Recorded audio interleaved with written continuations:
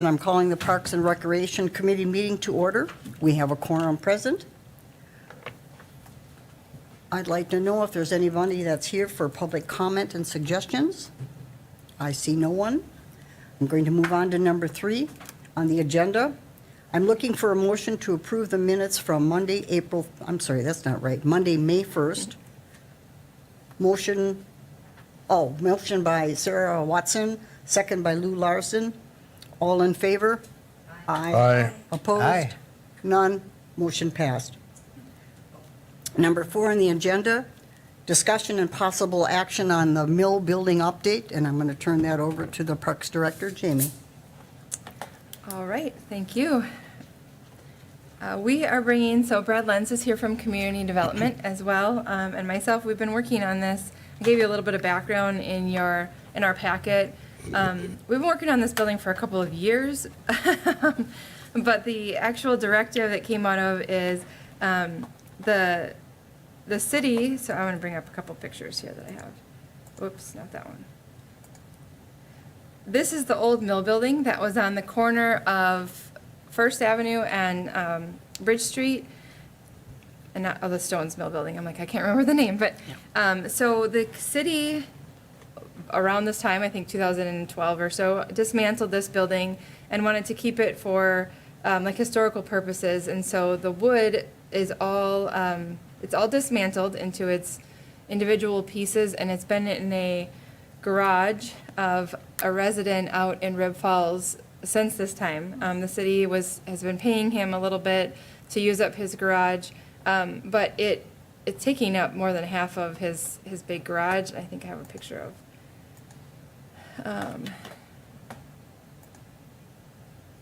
Where did it go? Oh. I had a picture up of here. So like this is the stacks of wood that's in his garage. So we went out for RFP when we were doing the master plan of Barker Stewart Island. We had thought that maybe the stone mill building could be rebuilt on the island. It went through this committee, multiple different meetings. We did RFP. We went out for a consultant, an architectural firm, to help us evaluate this wood, decide if we could rebuild the stone building with this wood, or if we would just replicate it, if it could sit on Barker Stewart Island, or where it could go. And so over those meetings, and the Parks Committee made a decision that it was not going to fit on Barker Stewart Island in its capacity that it was, just by the layout of the island as well as the access to it. You know, it's a large building, so if you want to promote it for gatherings or farmers market or weddings, there's no parking for it for Barker Stewart Island. You have to truck everything across the bridge. It was just really not an easy site for this building. So we brought this back to this committee and along with the Historical Society and Wisconsin Public Service, because this is within that FERC district. And everybody kind of recommended that it be constructed elsewhere, and one of those places is within that South Riverfront development. So River Drive, south there, where like my office is, and the Opportunities Inc. And so we took this on January 25th of 22 to the Finance Committee to approve that those CIP funds that we were working on for Barker Stewart Island just be kept towards the mill building until we're done. If we had any money left over, it would go still back to that vegetation management of Barker Stewart Island. And so Brad and I worked with Galbraith, Kiernan, and we're just going to call it GCA over the last year and a little bit more to talk about the building from what we had started to do on Barker Stewart Island to what the vision was for South Riverfront. And so they have helped us put together a rendering of what that could be to its full size. Now, what came out of this whole study is only about 30% of the wood is usable. The rest of it is not structurally sound. You can use, some of it you can use for pieces of the building, but you can't actually take the wood and reconstruct the building. So it was decided back when we had gone through the different committees that we were looking at a replica of that building to be designed. So Brad, do you want to talk just a little bit about the South Riverfront plan, if I bring this up? And, yep. this over, I was trying to orient myself. Your office. Thank you. When I was looking this over, I was trying to orient myself with exactly where the South Riverfront, so Yep. is that near where the current farmer's market is? Yes. Yeah, And okay. I'm going to bring up, I thought I Thank had you. it up, but now I'm not. I will bring it back up. So while she's doing that, I guess the South Riverfront plan was done in 2019, 2020. It was finished. Pictures there. That's right where Jamie's office is, as she had said. It's just north of the current farmers market site. So where Opportunities Inc. is, where 210, 212 River Drive is, right in that area. That's where the South Riverfront plan covers. The plan, again, this was a vision for that area, knowing that it's potentially going to be redeveloping. This is just a preliminary concept of what that could be in the future. There's a lot, obviously, that needs to fall into place for that to happen, but this was an early attempt to get input on, what that area should become and what it could become, taking into consideration, the kayak course and improvements that are happening there. This sort of predates the mall redevelopment by actually just a few months, when that was sort of in transition, the connection from the mall area down to the riverfront that was incorporated into the plan. And the idea with the building is to, make a permanent market structure. Right now, there's no structures at all. It's just a wide open gravel parking lot and, maybe bringing more seasons into it, not just a summer thing, but have it a 3-season, 4-season market, have some indoor, outdoor space, really improve it, make it a focal point of that whole area, make it so that it's usable by the kayak corporation, as well as the farmers, and have it be the sort of centerpiece of a redeveloping area, again, connecting to the downtown and the mall property. So that's kind of the gist of the plan and how the mill building fits in there and where we are now. Yeah, and this South Riverfront plan that was done in 2019 is available on the city's website. Yes. That's where I just pulled it up from. So what you can see on this page, it shows the South Riverfront highlighted, so really right along the kayak course. And the kayak course would be incorporated into this area and how it can be utilized. This is a pre-plan of it. Here it is today. So here's the farmer's market. It would go generally in this area. I think the plan down the line is this whole area is redeveloped. So this plan was done and it took into a lot of accounts all the different parcels that are down there, who owns them, what they could be done. I know that also WPS took the farmer's market site out of their FERC district, along with Barker Stewart Island, so those are now not within that regulatory commission and can be part of that redevelopment. Jamie, before you go too far, can you sure. back that up and see all the numbers? I don't know if those were the stages of things going to be complete. No, these are just the different parcels. Okay, I see that now. Okay. Thank you. Yep. Thank you. So do we have any idea at all, even if it's a very rough idea, what the time frame is here on the South Riverfront execution?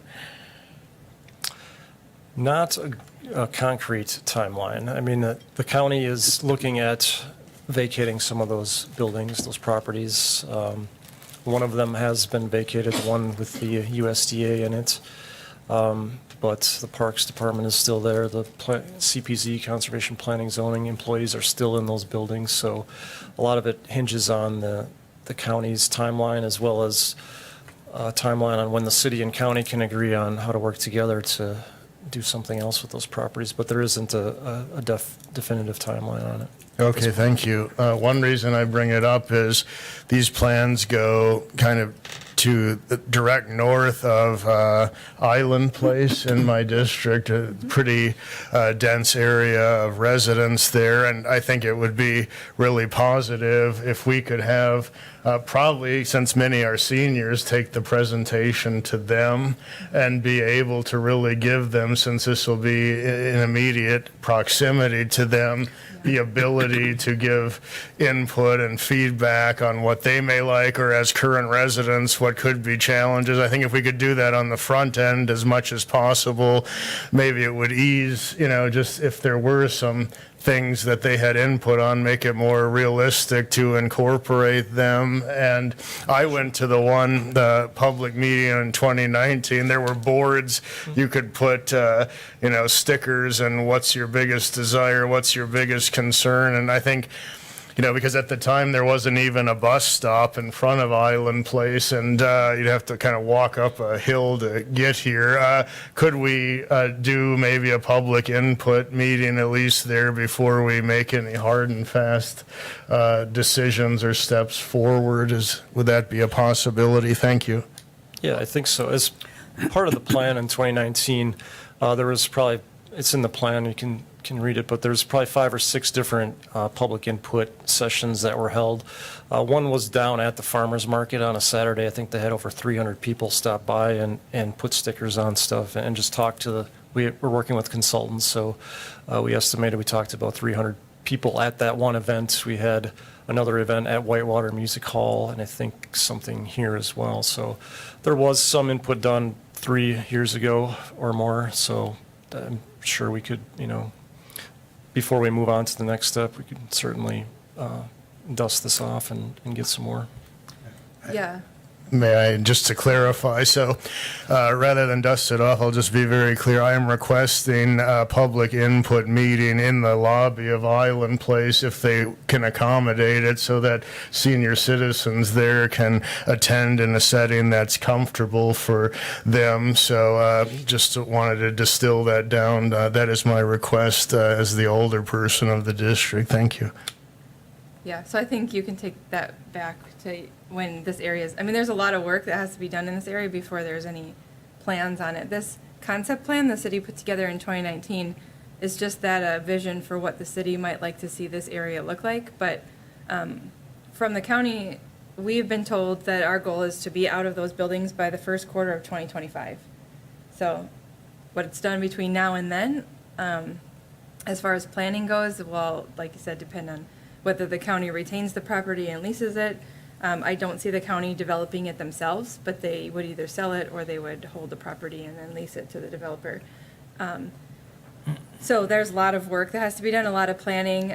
We don't even know what developers would come in and put things forward. So yeah, I think that's something that can be kept in mind, but we're not even close to that part. Yeah, I think today's presentation was just to give an update and say we've sort of completed the last phase, which was hire an architect to develop this, full season building versus before it was just a park shelter, open air, different location. We had them take a look at, what would it take to develop a fully functional building with bathrooms, plumbing, lighting, the whole bit. So that's where we are now. We've got the cost estimates in the packet and a little bit more detailed plans on what it could look like. Ms. Polly? Yeah. Yep. Would we have to acquire what I'm going to call the old VFW building directly to the south of there as well to make this work? Brad, that's a question for community development and the vision, I think, for this area. If it's going to go where your office is right now, because I believe that the old VFW building is Yeah, I just a little don't bit have south of that there. plan. I guess we can look, again, this is a sort of a built-out final vision. Things will likely develop in phases. So, I think this building could go there without having to relocate the Opportunities Inc. as, a first phase or initial phase. I think the plan is showing ultimately that it is redeveloped into something else. But again, when that happens is sort of up in the air. It depends on the market and who's interested in agreements that can be reached with those folks. But yeah, I think this shows sort of the alignment with where the kayak course was planning a bridge over the river and lining up with that bridge potentially across the tracks to the mall site. Just that's the rough area that it's, again, that can shift either way, but And just one more question, and I guess that would also mean that parking lot that's across the street there, that would be cleaned up and utilized as well for the so-called market, because, I went by there the place is so old, it's decrepit, they've got parking meters down there yet, and there's a dump box laying in there with a load of dirt, just a box. You know, and you know, it's our you know, it's our riverfront, and it shouldn't be looking like that, so, thank you. Agreed, thanks. So just to clarify, why we're here today is, so we're not here to talk about really the development of the area, because that's, like I said, kind of out of our hands and long-term and dependent upon a lot of things. When we were told to move forward with finishing a design for the mill building, this was a potential place that it could go. So we have the design of the mill building, we have some cost estimates for it. Whether the city ever decides to build it will really be dependent upon funding and where you want to put it. So that will be up to the city and the city council. This is an option, South Riverfront. It could go anywhere else. It could go in any other park or parcel that you decide might be desirable as well. So, so we moved forward with GCA to put together that design and kind of talking about that general look of the building, so it resembles the old stone mill building, utilizing some of the existing timbers as accent pieces to bring in that nostalgia, but more of a replica. And then they designed it based on the square footage of the original building, so it's quite large, but then also with the vision that it could be, like Brad said, a 3-season facility, maybe 4, but right now this is a 3-season facility. It could accommodate large events. It could accommodate possibly the farmer's market. And so that's how it was designed. So we've got some rough drawings in here just to show you. This is more of an update of kind of, this is the plan we have, but if you see anything that you really don't like, we can go back to GCA and tell them to change it. But right now, this is just a plan that we have so that at the time comes that we want to build it somewhere, we have an idea of a cost estimate of what it is, what it looks like, but it still has to be final design. These are not shop engineering drawings right now at all, so that would have to still be done. We did have a structural engineer on the group that was a subcontractor of GCA that helped design this, so it is designed properly, but we don't have any bid documents or anything put together to actually build it at this time. This is the concept part of it. So I think that's exciting. I really do, to see the South Riverfront get some attention. yeah. And- So this is the building. Essentially, it's a large open space, and these boxes on each end and on the sides are overhead doors. So you can have it closed if you have inclement weather or in that off-season when it's colder, or you could open it up and it could kind of be a free-flowing building. They set up these squares as potential sites for each business that would come in for a farmer's market. And then the main entrance would be on this north side, or however you situate it, with a vestibule, and then we'd have their different restrooms available with some storage in the mechanical room. Because it's a 3-season, there really wasn't planned to be any heat or cooling in it, just the ability to open the doors and let the air in, close the doors and try to keep it as warm as possible. So this is kind of a rendering of what that would look like. See, I have that old building still. Oh, my things keep closing on me, but this is very similar to what it looks like. With the old mill building, didn't have all these overhead doors, so there is some, differences to it. But the clear story was part of that feature. The roof style is very similar to the old building as well, and trying to get that. We kind of went back and forth about the siding and what we wanted it to look like to kind of keep it in line with what that old building looked like. Here's just a different view. So here's would be the entryway with the bathrooms here. Obviously, you won't be able to see into the bathrooms, but they would allow some light in. So this is that interior. So there will be some beams to work around, but they were set out in that plan. And Brad, correct me if I'm wrong on any of the design that we have, but this interior was very similar to the original mill building at all, and I believe these boards in the ceiling are where they would put the original boards, correct? Yeah, they're not all shown on, but how they would reuse, or they're proposing to reuse the wood is on the interior, more for accents and decorative purposes, not necessarily structural. It's made of a steel frame, so it's a lot more open than the old building. The old building was from 1883. It was made with timbers and wooden pegs. So there's, a little bit different construction, but the general, like Jamie said, the shape and size is very similar. And actually, I think looks better because the outside was just clad in like plywood kind of material. So it's definitely an improvement from the aesthetics of the old one, I would say, See if I but can bring very that old similar. one back up. I don't know where I put that. Oh, here, I think it is. So here's kind of one side of the old building. But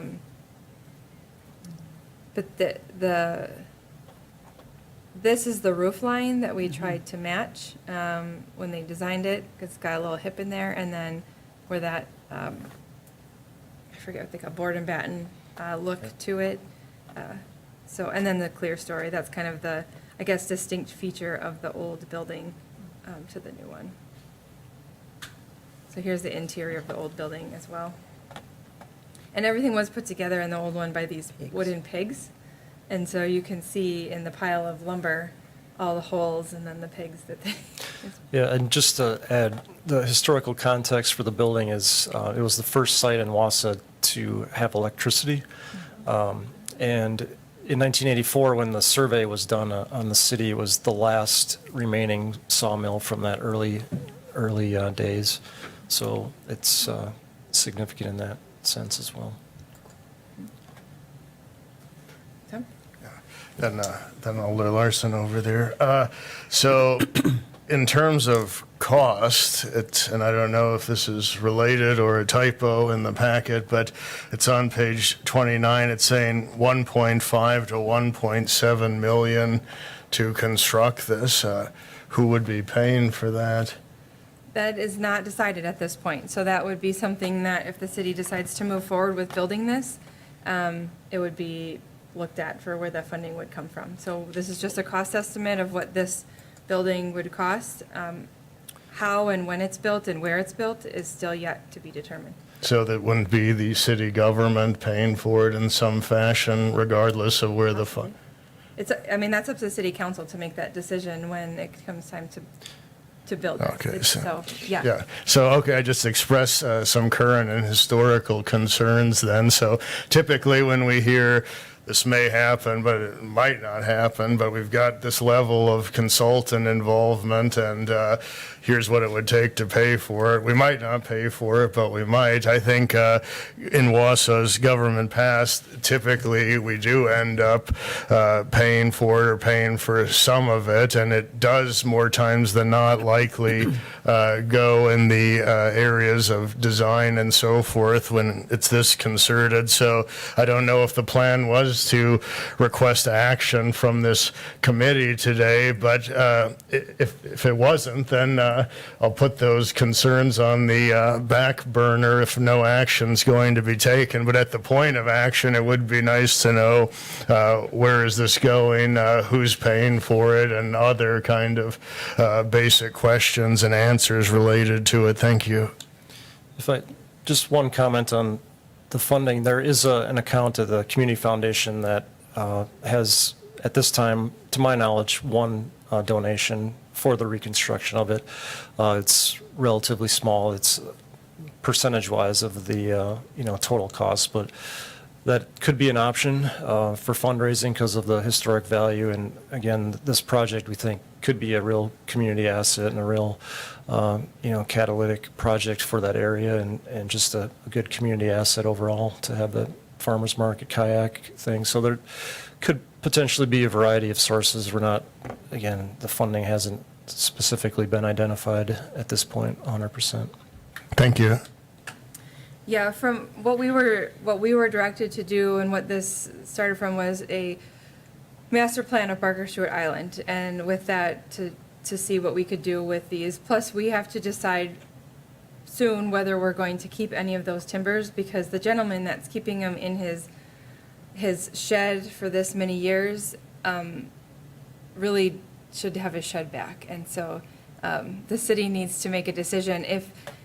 If this is, we've kind of come, I think maybe that's the action we'll bring back at a later date, is for the release of that wood, because if only a small amount is going to be ever used, if this building is ever built, then we keep the wood that we want for that construction. We relocate it to a site that the city controls, or a county park building or whatever, and then give this gentleman his garage back, I think is what we, and kind of the push of looking at this building as well, because I think the lease with him originally ended 4 or 5 years ago, and so we've just been extending it, but he's being very generous with allowing us to keep this wood in this building that he has.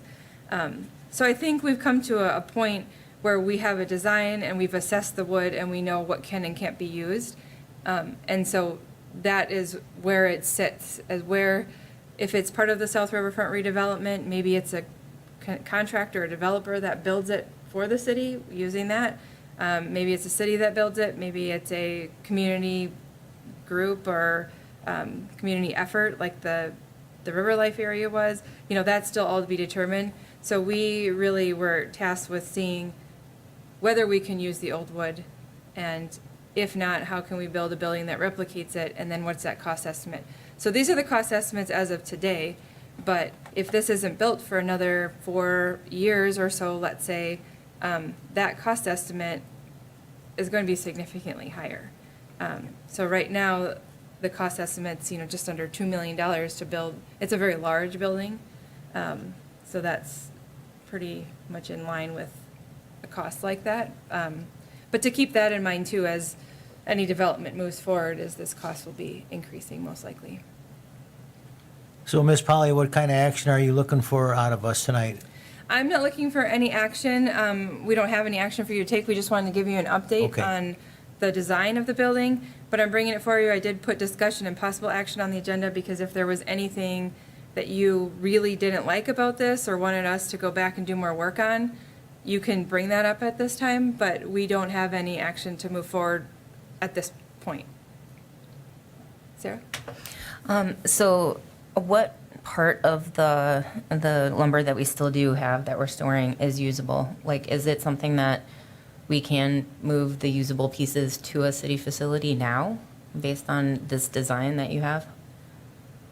I think we could. It's gonna take some work because there's a lot of wood there, but when they assessed it, they said only about 30% of the wood is usable, but it would take pretty significant time and a couple loads to pick through it. So it can be done, I think. It's not very easy. Yeah, I don't remember how many trips it took to get out there, or exactly the square footage, but I think the contractors that we hired as part of the consulting team, they wanted to get into piece by piece. They estimated 30%. That was just kind of a ballpark. They wanted to, sort through it. So I think that's another benefit of getting it somewhere else, is we could maybe spread it out and have a contractor kind of sort through it and see and get rid of some of the things that aren't usable. So is there a location that can be transferred to so we can let him have his garage back? And I mean, sooner rather than later? That's a good question.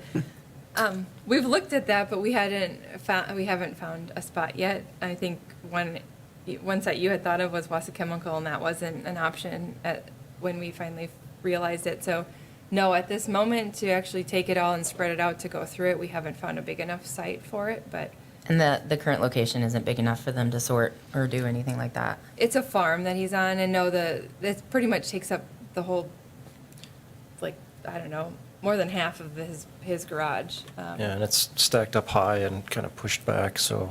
Wouldn't you say the garage is maybe the size of this room?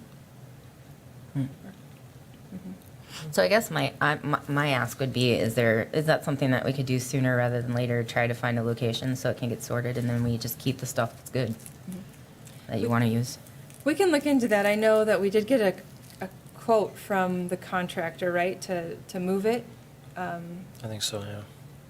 So we can look at that, and we can touch base. We can refresh with GCA, because they had talked about too of just having somebody there maybe to pick pieces out as they were loading it up, so that we didn't have to take it, unload it. We would just take what was good and put it on this pile, and then take the bad stuff and do whatever with it. I know that there might be some interest from other people for old barnyard type of material for other construction, but So, yeah, we can look into that further and see, and bring that back, because there will be a cost to that, and we'll have to see what now that this is complete, we do have maybe a little bit left in our budget. I just have to do the final numbers to see what we do have left, that we could still include it in this project.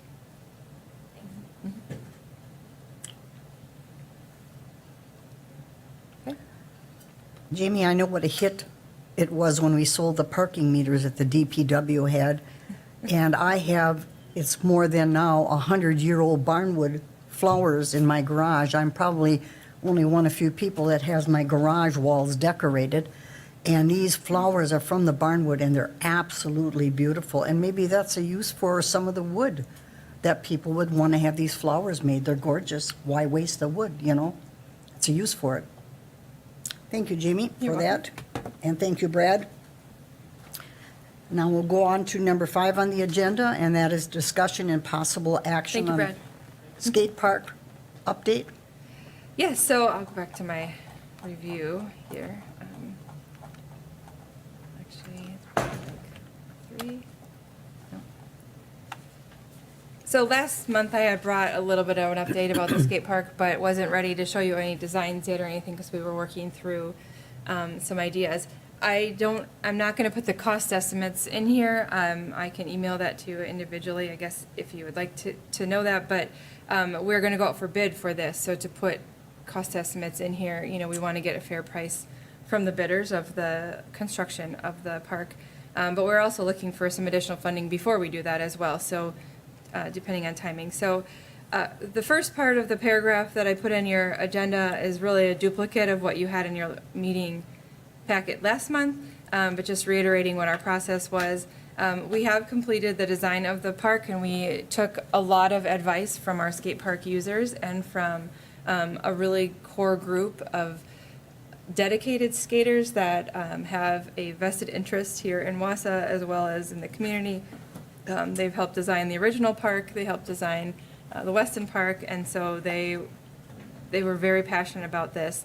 And one of the things they wanted to do with our park is to make it unique and different from Weston, because Weston is the only other skate park in the community.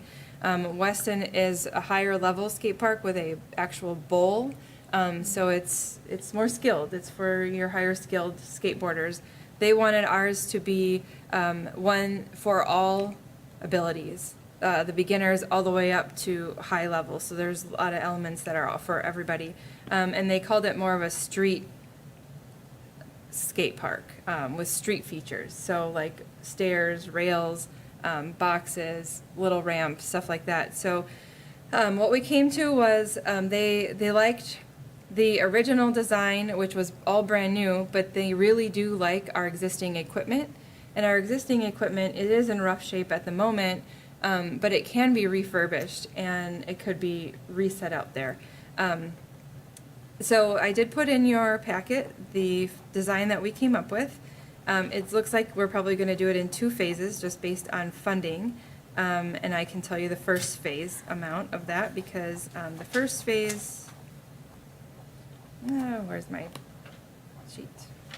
Okay, so here's the skate park design. You can see there is the existing parking lot, so really it's going to go in the exact same area as where the skate park is now. From this line, that's a little bit longer, to the whole northern half of the skate park is what would be our first phase. So that's all brand new concrete ramps, all new concrete features, some rails, skiers, stuff like that. We have, with the funding that the city provided for us, as well as for, we got a community grant from the Community Foundation through their enhancement grants. I have just applied for a grant through the Dudley Foundation and through the Greenhack Foundation. If we get both of those grants as well, then we have the budget necessary of the cost estimate for the first phase. So that's most likely what we'll move forward with. The big cost to the second phase is basically just the concrete surfacing. That's, I think they said it's about, I'm going to get this wrong. I should have had it in my notes. Our current skate park, I believe, is about 5,000 square feet, and this one would be 9,000 square feet, all in all, because the whole bottom half is all of our existing ramps. They'd be refurbished on all new concrete surfacing. Concrete is the ideal surfacing for skateboard parks. It's safety. It holds up better. It doesn't heave and crack like the bituminous does. It doesn't have the rocks in it like that. So the surfacing is very important to get that right. The skateboard ramps are one that we can do over time as well to do, you know, a couple ramps here and there.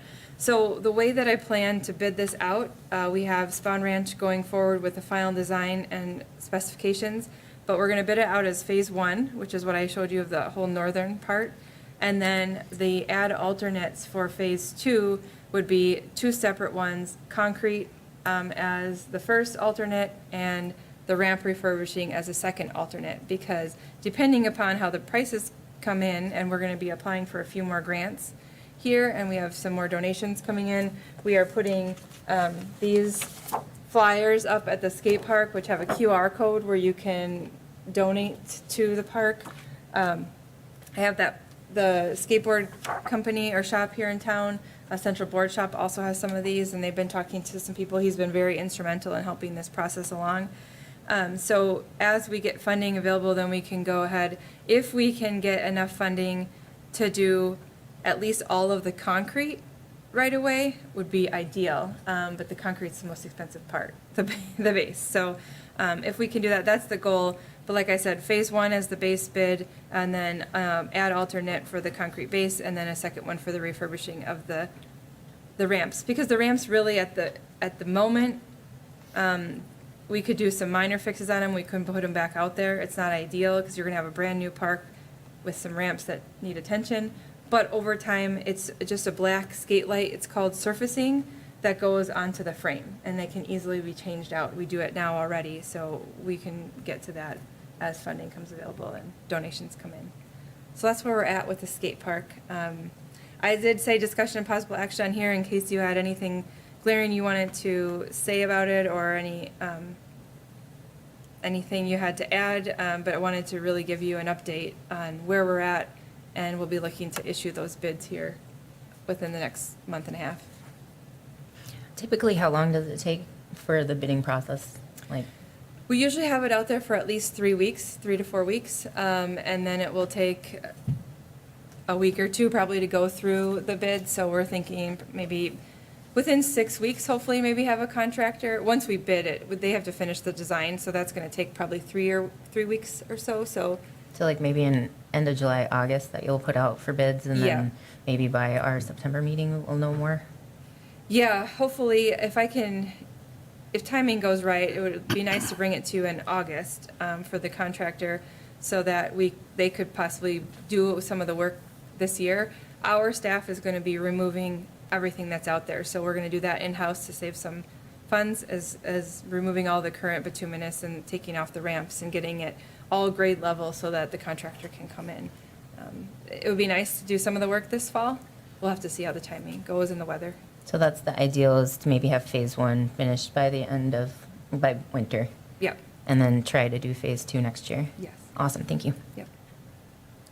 Any other questions or comments for Jamie? Thanks, Jamie. Bear with me with my voice. I thought I have allergies, but somebody just brought it to my attention that the haze in the air is not helping my allergies, so bear with my voice. I'm going to move on to item 6 on your agenda, 6A, the park updates. And if I fail, Jamie, I'm turning it back over to you. Yep. Barker Stewart Bridge decking replacement is nearly complete. The side areas are remaining and will be completed as staff has the time to allow it. Lincoln Tot Playground has been removed. The installation of the new playground will begin the week of June 5th, so I'm sure that's on the starting of this Actually, week. June 12th, sorry. June 12th? Okay, It got correction. pushed back a week. June 12th. Preparing pools for startup. Pools open Saturday, June 3rd, and boy, I'm sure that was a big welcome for the warm weather that we had this past week. River Life Wharf docks will be installed in the week of June 5th. Schofield Boat Launch will be closed for 2 days to stage the equipment and components of the docks. Do you have anything to say on that, on the boat docks? Yes, yep. Okay. Schofield Boat Launch will be closed starting tomorrow through Wednesday. They're bringing all of the wharf docks down to Schofield Boat Launch tomorrow morning to assemble them and then they take the barge out of there. So we do have it on our website. We put it on our Facebook page as well. You can still access the upper part of the river from Gilbert Park and Gilbert Launch, but Schofield will be closed just while we assemble those docks. So they plan to have the wharf docks in by Wednesday, so we can open back up Schofield Boat Launch Wednesday afternoon. Okay, and of course, people will be happy down at River Life. Bricks is now open for the season at River Life. Yep. Regarding athletic fields, the Woodchucks' first game was May 31st. The season is now in full swing. Urban forestry, tree planting is almost complete in the boulevards and parks. Staff will have planted 328 trees this spring, with a total planting of 450 trees once it's complete. That just blew me away. Large urban forestry grant has been submitted to assist the department in routine pruning, tree plantings, and tree removals. Hanging baskets have been installed, and crews are installing plants in the planting beds. Spring planting is substantially complete. Then I'm going to move on to sorry. Oh, can I just ask a question about the pools? I know it's sort of a reoccurring conversation that we have near the end of the season about extending. Is that, did we sort of figure out that we just are going to do that, like, rotating schedule near the end and keep ones open, or is that going to be a conversation we have again later?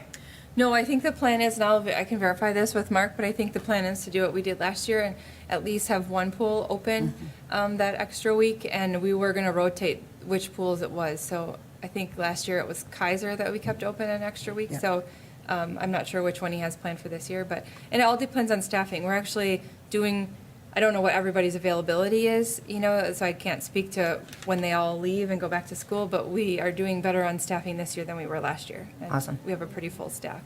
And we were very busy this first weekend. Our concessions at all three pools ran out of everything Saturday night. So it was a good weekend. That's a good thing. Thank you. Then I'm going to go to 6B, the Riverside Park remediation update. I'm going to turn that over to Jamie.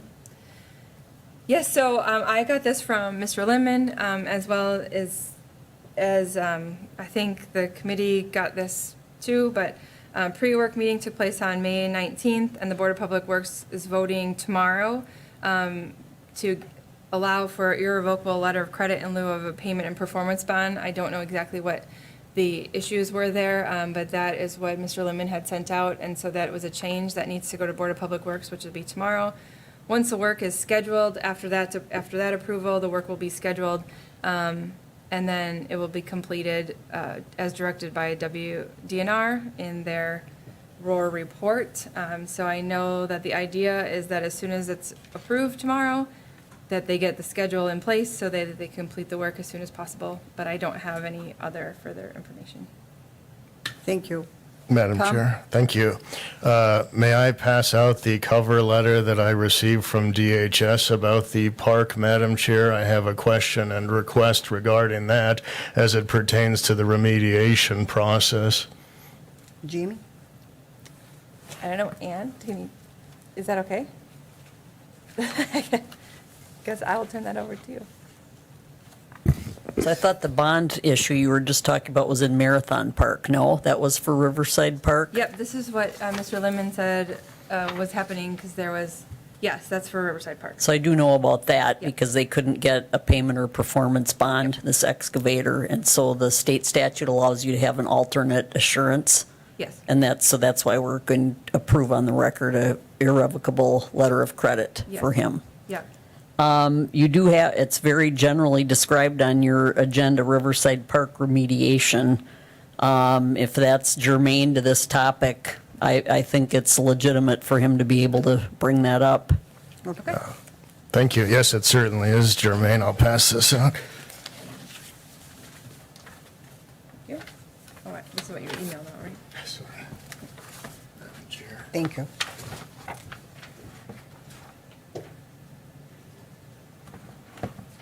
Okay, I'll get this.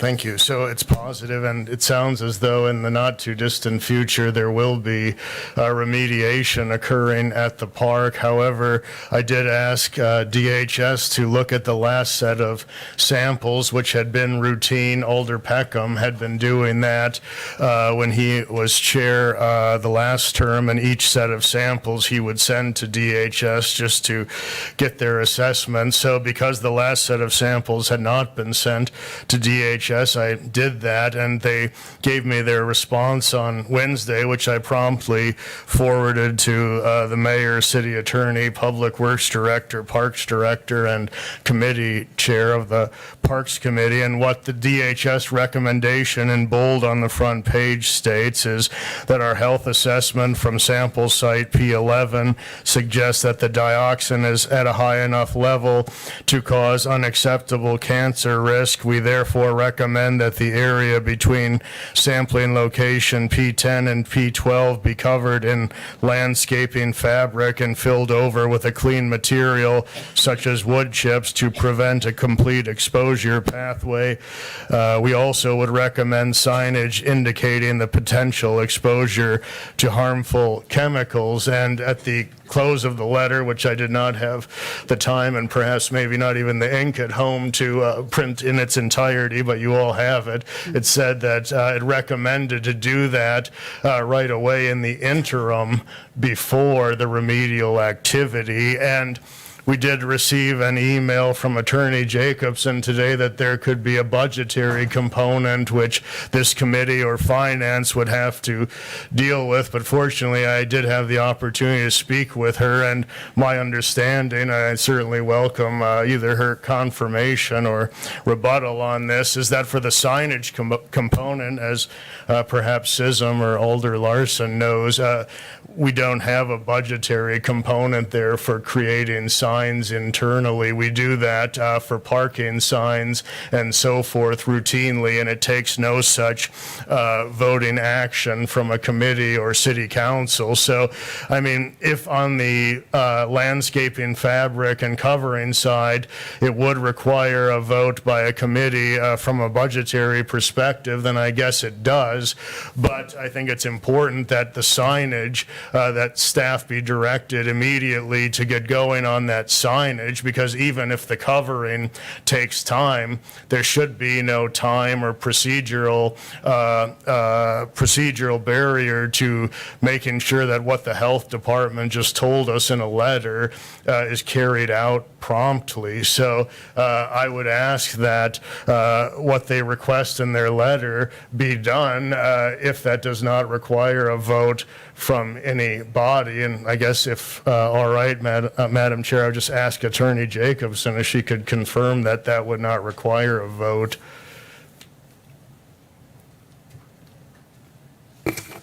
Yes, thank you, Elder Killian. As I explained, usually it's the authorization that's needed to install a particular sign, like if it's no parking or a historic district or marking things like that. They're associated with certain statutes or ordinances that require that the signs, the placement or installation of the signs themselves be authorized. This is kind of a unique situation where we haven't really signed before to warn people about exposures to harmful chemicals. So from that perspective, I don't know that it requires authorization to install the signs. I, however, have no idea what it costs to make these or for the fabric. But as I was reading the conclusions and recommendations, you're right. They're getting ready to eliminate the exposures. But prior to the remediation, it says that you should take interim actions to reduce or limit the exposures, which involves excavation of soils, maintaining the cover, which is landscaping, fabric, and clean materials such as wood chips, which I have no idea the area we're trying to cover, how much that would cost or if it's even available. And it says then, and using signage to notify people of the potential exposures that could result from the disruption of the covering material.